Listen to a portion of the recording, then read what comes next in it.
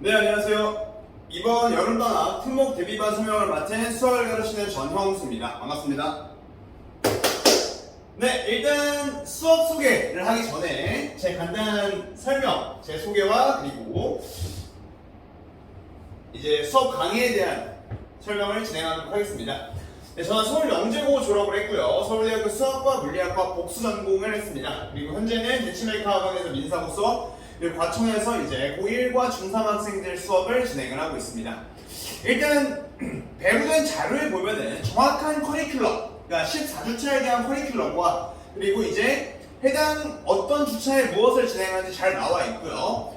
교재 베이스는 제가 고민을 좀 많이 했어요. 제가 민사고 수업을 진행하다 보니까 사실 정석에 대한 이해도가 굉장히 높은 편이에요. 민사고는 교재를 정석으로 사용하거든요.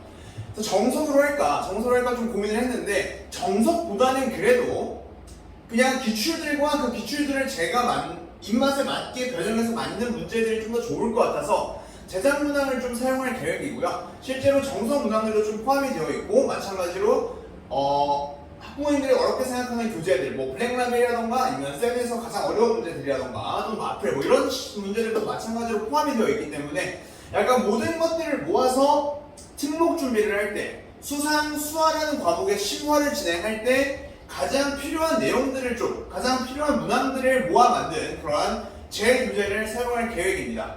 그래서 혹시 교재가 어떤 교재냐라고 궁금하시는 분들은 지금 요 설명을 좀 들으시면 될 것 같고요. 그리고 수업을 어떤 식으로 진행할 거냐, 요거에 대한 내용도 간단하게 설명을 좀 드리겠습니다. 자, 일단 저는 기본적으로 특목 대비반이기 때문에 수상, 수화를 처음 하는 학생들 대상으로 하는 수업이 아닙니다. 요거는 꼭 명심을 하셔야 돼요.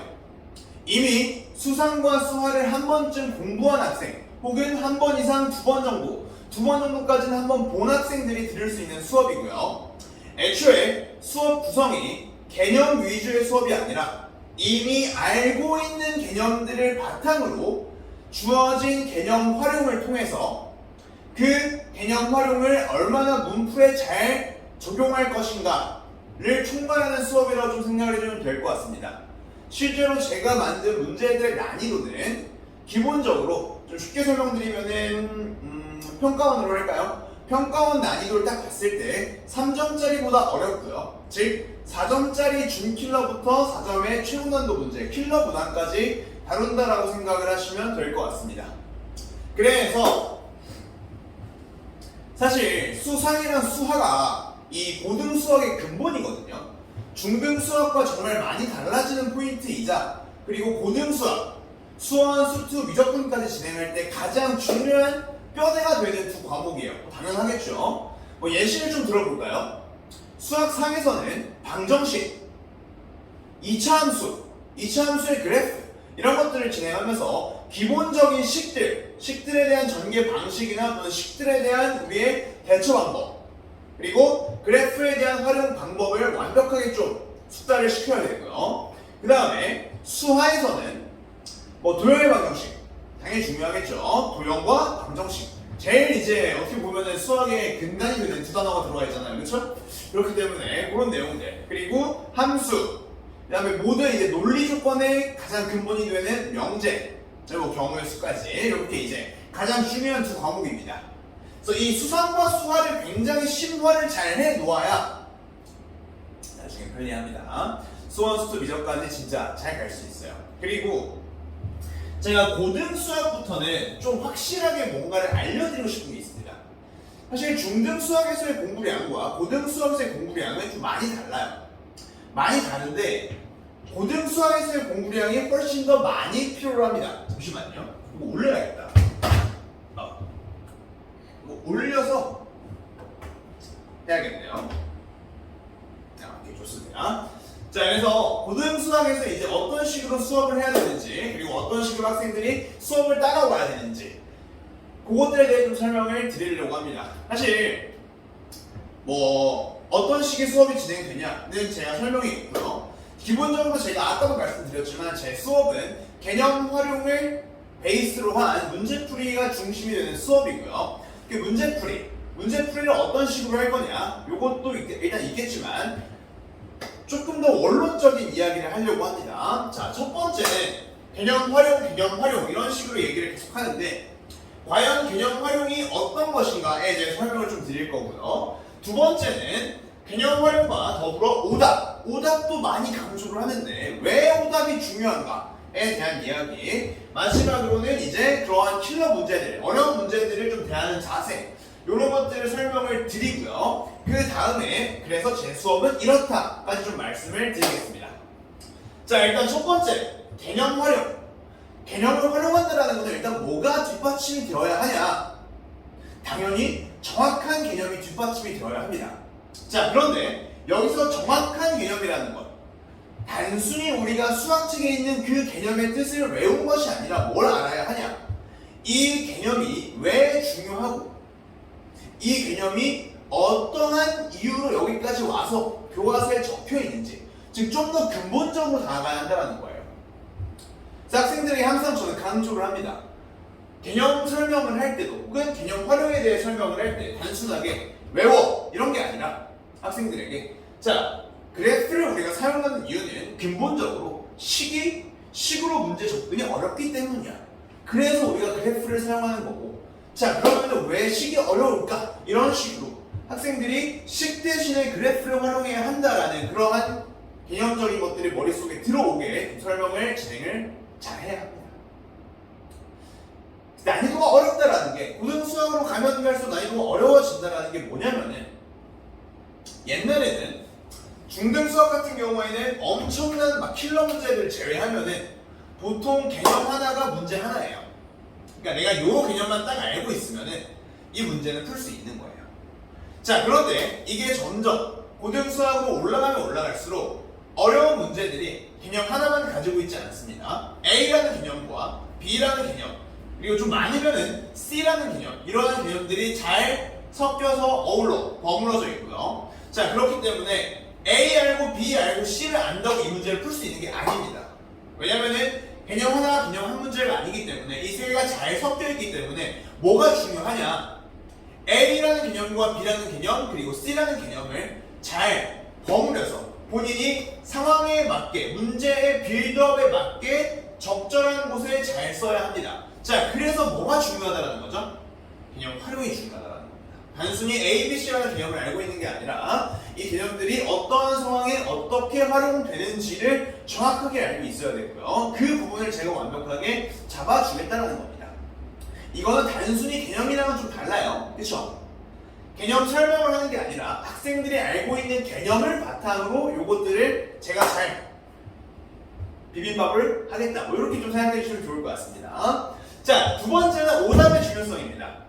뭐 오답은 당연히 존재할 수밖에 없습니다. 저도 심지어 처음에 문제 풀면 많이 틀렸고요. 그 다음에 다른 학생들도 당연히 문제를 풀면 많이 틀립니다. 자, 틀리는데 틀린 거 답지보고 고쳐. 뭐 또는 틀린 거를 그냥 질문하고 끝내. 이런 것들보다 가장 중요한 게 뭐냐면은 자, 고친다라는 거는 뭐죠? 잘못된 것을 혹은 뭔가 망가져 있는 것을 고친다. 이렇게 우리가 단어를 사용하잖아요. 그렇죠? 자, 그러면 오답은 백지. 애가 학생이 그 문제를 딱 풀었는데 백지예요. 그럼 거기서 오답을 할 수 있는 게 아무것도 없는 겁니다. 무슨 말씀인지 이해하셨나요? 그러니까 오답을 할 때 뭐가 반드시 있어야 하냐면은 이 문제를 틀렸지만 이 문제에 대해 고민한 흔적들이 반드시 남아 있어야 돼요. 근데 생각보다 흔치 않거든요. 보통 학생들 문제 푼 거 보면은 막 지울 게 있어요. 왜 지웠어라고 물어보면은 문제 풀다 안 풀려서 그냥 지웠어요. 쌤이 설명이 들어야죠. 혹은 뭔가 쓰긴 했는데 쌤 보여드리기 부끄러워서 그냥 틀린 거라서 어차피 틀렸으니까 지웠어요. 이게 최악이라는 겁니다. 애초에 본인이 모르는 거에서 무언가를 얻어가려면은 뭔가 내가 마지막까지 해왔던 그런 흔적이 남아 있어야 돼요. 그러니까 봐봐요. 아무것도 없이 그냥 제 설명을 듣는 학생이 있고요. 그 다음에 자기가 풀어놨던 흔적이 있어가지고 그 흔적에서 제가 말하는 것과 본인이 풀었던 것 중에서 차이를 찾으면서 듣는 학생들이 있습니다. 자, 그러면 두 학생들 중에서 어떤 학생이 더 많이 얻어갈까요? 당연히 압도적으로 후자가 많이 얻어갑니다. 그래서 이걸 단순히 너가 틀린 문제에 대해서 해결을 해라 이런 게 아니라 너가 틀린 문제에 너가 했던 풀이를 보면서 뭐가 달라졌고 선생님이 이러한 부분을 이런 식으로 푸는구나. 근데 나는 이러한 부분을 이렇게 풀고 있었네. 이거를 고쳐야겠다. 즉 본인이 깨달아야 돼요. 이러한 과정이 굉장히 중요합니다. 저는 그래서 제 수업 같은 경우에 첨삭의 시간이 굉장히 깁니다. 당연하지만 학생들이 문제를 풀면서 제가 학생들에게 1대1로 첨삭을 해주는 편인데 저는 일단 적으라고 해요. 그 문제를 본인이 조금은 풀어봤어야 이 모든 뒤의 과정들이 의미가 있는 겁니다. 애초에 노력하지 않은 채로 듣는 수정은 아무 의미가 없습니다. 자, 그래서 학생들에게 항상 강조하는 포인트가 두 번째, 오답을 잘해라. 오답을 해라가 아니라 오답을 잘해라. 당연히 중요하겠죠. 자, 그러면은 이 두 개가 되면은 자연스럽게 뭐가 되냐? 본인의 나쁜 버릇은 고쳐지면서 내가 이 문제를 보다 깔끔하게 쉽게 접근을 할 수 있어요. 자, 그게 바로 뭐냐? 마지막 문제를 대하는 자세인 겁니다. 주어진 문제를 딱 봤을 때 이런 생각을 할 수 있는 거죠. 이 문제는 이러한 개념이 섞여 있네. 국어랑 영어랑 똑같습니다. 화자가 이 문학, 이 지문을 통해 말하고자 하는 건 똑같아요. 수학도 출제자가 이 문제를 통해 우리에게 물어보고 싶은 거, 우리에게 확인하고 싶은 거를 먼저 보는 거죠. 이 문제는 그래프를 활용한 문제. 그래프가 특이하게 만날 수 있는 그러한 점들을 찾는 문제구나. 이러한 의도가 섞여 담겨 있네. 자, 그러면 거기서부터 문제를 더 잘 풀 수 있는 거죠. 그게 자연스럽게 간결한 풀이가 되면서 문제 푸는 시간이 점점 줄어들면서 시간적인 압박에서 벗어나는 가장 기본적인 단계의 과정입니다. 꼭 아셔야 돼요. 학생들한테 제가 항상 얘기를 합니다. 시험장까지는 바라지도 않으니까 너네가 혼자 문제를 풀거나 너는 수업 시간에 문제를 받아서 풀 때 항상 끊임없이 고민하라고요. 어떻게 해야 이 문제를 보다 쉽게 풀 수 있는지, 어떻게 해야 이 문제의 핵심을 빨리 찾을 수 있는지 계속 고민해야 돼요. 그게 굉장히 좀 중요한 게 우리가 뭔가를 좀 잘하려고 하면은 단순히 시간만 투자를 하는 게 아니라 시간을 좀 잘 투자해야 되거든요. 근데 잘 안 돼요. 잘 안 돼. 이거 쉽지 않습니다. 아직 학생들이 어리기도 좀 하고, 그래서 이거를 제가 학생들의 약간 근본 혹은 수학을 대하는 자세를 좀 완벽하게 체질을 개선하는 강의라고 좀 생각을 하셔도 좋을 것 같습니다.